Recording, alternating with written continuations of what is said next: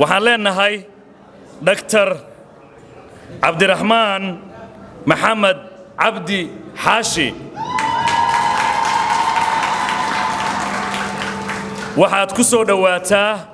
magaalada Minneapolis ee gobolka Minnesota ma jiro qof magaaladan xushay oo qasaare kala kulmay waxaan rajaynaynaa inay bilowgii barakadaada ay halkani ka bilaabato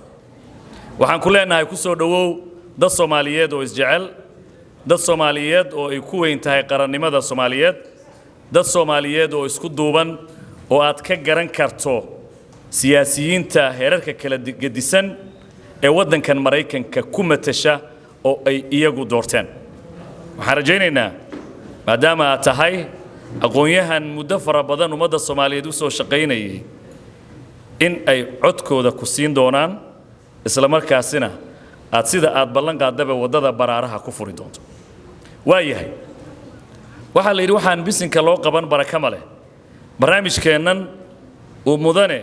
Dr. Cabdiraxmaan Maxamed Cabdi Xaashi caawa uu si rasmi ah ugu shaacin doono halkan hortiina una xushay madasha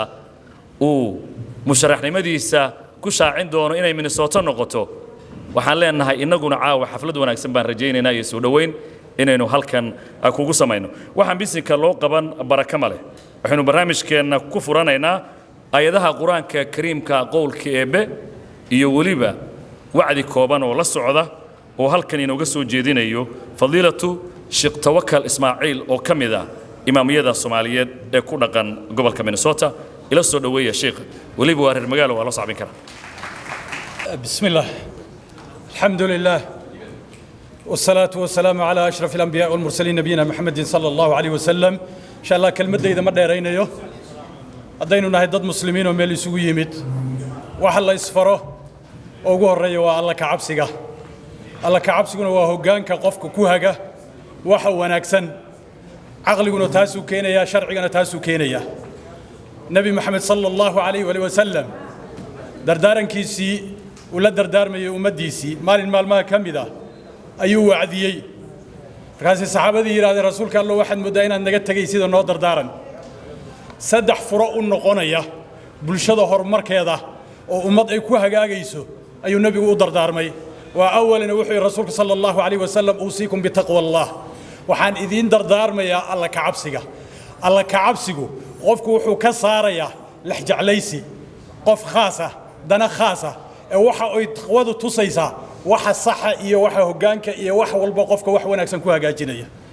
waa marka labaad dardaaranku ku xijiyay rasuulka sallallahu alayhi wasallam waxa uu yiri wasam'i wa taa'a ismaqal iyo isatiicid oo labada qof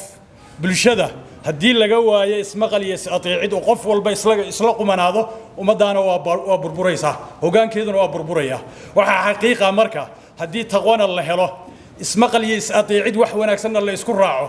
yaa maamulaya رسولك صلى الله عليه وسلم وحير وإن تأمر عليكم عبد كان إذن مامولا يأكتي نبها هذا قف أكتي أتك قرصان إنسان كي سيسان كوسيسين سها آته قف كأمده جان النقطة يتوصل دورت لي وحكب حيا وحن كوش قيننا 4.5 كا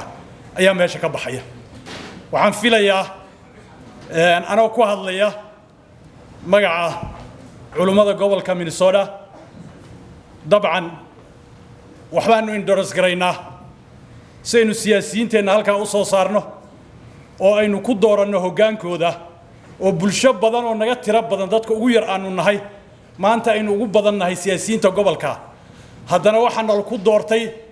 ما هيران تإنه قبنا لكن هو هجان كإسراع عدة يسقرب قبل شدوي